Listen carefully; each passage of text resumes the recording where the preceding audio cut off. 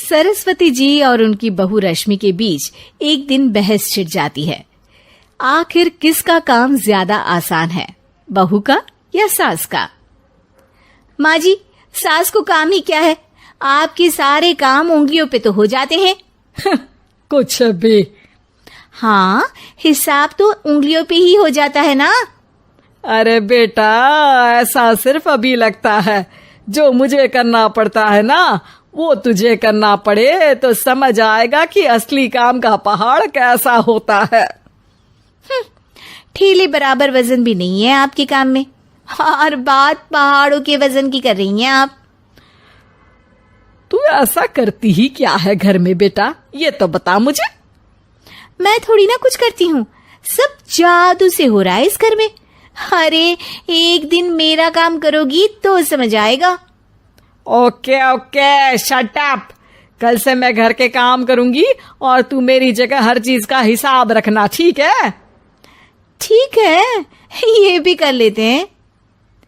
ये सास बहू की डील के बारे में रश्मि के पति अमन को नहीं पता था, और ना ही अमन के पिताजी सुरेश जी को। पर गेहूं के साथ साथ जैसे घुन भी पिस जाता है, ये दोनों भी पीसने वाले थे। सुबह अमन उठकर रेडी होता है ऑफिस जाने के लिए, तो पता है उसके कपड़े नहीं निकले हुए हैं। अरे रश्मि, तुमने मेरे कपड़े नहीं निकाले? अपनी माँ से पूछो ना, उन्हीं का काम है ये। अमन अपनी माँ के पास जाता है। अब मेरे कपड़े आज आप देने वाले हो क्या माँ? हाँ, देना तो मुझे ही चाहिए, पर तेरी बहू ने कपड़े धोने ही नहीं डाले, तो कोई भी धुला हुआ कपड़ा नहीं है बेटा। हैं? ऐसा क्यों? कपड़े तो धोने आप ही देते हो ना माँ? अरे बहू ने तुझे बताया नहीं, अब हम अदल बदल गए हैं। मैं अब बहू और तेरी बीवी सास। अमन परेशान हो गया। वो बिना इस्त्री के कपड़े पहनकर ऑफिस चला गया। सरस्वती जी अपने घुटने के दर्द के कारण झुककर घर साफ नहीं कर पा रही थी, और ना ही खाना बनाना याद रख पाई।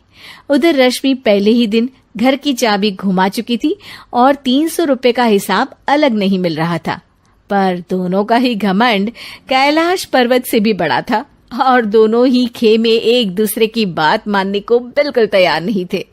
शाम को जब सुरेश जी और अमन खाना खाने बैठते हैं, तो सरस्वती जी उनके सामने गाजर और पपीते लाकर रख देती हैं। अरे माँ, ये क्या है? ख्याली पुलाव के साथ सलाद। माँ जी खाना बनाना भूल गई लगता है। अरे एक एक चमन्नी का हिसाब है मेरे पास, खाना बनाना कैसे भूल जाऊंगी? ये तो मैंने पढ़ा था कि फल फ्रूट खाने से सेहत अच्छी रहती है, इसीलिए ये ले, एक फल खा ले। रात को सुरेश जी और अमन अपनी मीटिंग बिठाते हैं अकेले में।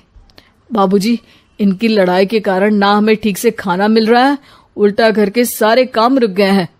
हाँ बेटा, 2 भैंसों की लड़ाई में बेचारे खेत के पौधों का भी नुकसान हो रहा है। पर पापा, क्या बताऊं आपको, मैंने माँ को इस महीने की 2 तारीख को बिजली के बिल के पैसे दिए थे। आज बिल भरने के लिए मांगने गया तो पता चला कि रश्मि उन पैसों से गैस सिलेंडर ले आई। अच्छा, तो सिलेंडर के पैसों का क्या हुआ? अब सिलेंडर के तो कोई पैसे नहीं थे बाबूजी, हमारे घर पर गैस की पाइपलाइन लगी है ना। बेटा, इन दोनों का कुछ करना पड़ेगा, नहीं तो अपने घमंड के चक्कर में पूरा घर बर्बाद कर डालेंगे ये दोनों।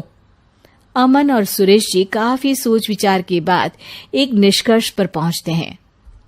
रात ही को दोनों अपनी पत्नियों की अलमारी से नई साड़ी निकालते हैं, और सुबह जब रश्मि और सरस्वती जी उठते हैं तो देखते हैं कि दोनों पति साड़ी पहनकर चढ़ाव पर सब्जियां काट रहे हैं। अरे ये सब क्या हो रहा है? क्या हो रहा है मतलब? आप दोनों अदल बदल हो सकते हो तो हम क्यों नहीं? अरे क्या मतलब? नहीं नहीं, मेरी भी बचपन से किसी की बहू बनने की इच्छा थी, तो आज से सरस्वती तुम बड़ी बहू, मैं मिडल बहू और अमन छोटी बहू। अरे लेकिन सब घर पर बैठ जाएंगे तो कमाएगा कौन? ये घर कैसे चलेगा? अब वो तो भैया या बाकी लोग जाने, अब हमने भी अदल बदल कर ही लिया है तो कुछ नहीं हो सकता।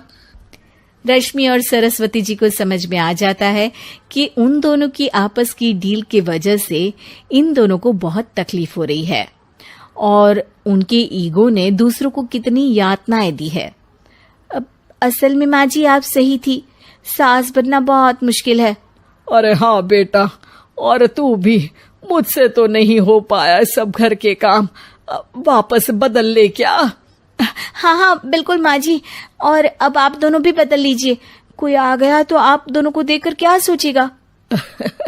अच्छा है, आप दोनों के समझ में ये बात तो आई, मैं फटाक से कपड़े बदल लेता हूँ। अरे रुक जा बेटा, एक फोटो ले लेती हूँ तेरी, मेरी बेटी होती तो तेरे जैसी ही दिखती साड़ी में। और मेरा फोटो नहीं लोगी? चैनल सब्सक्राइब करें, वीडियो लाइक करें।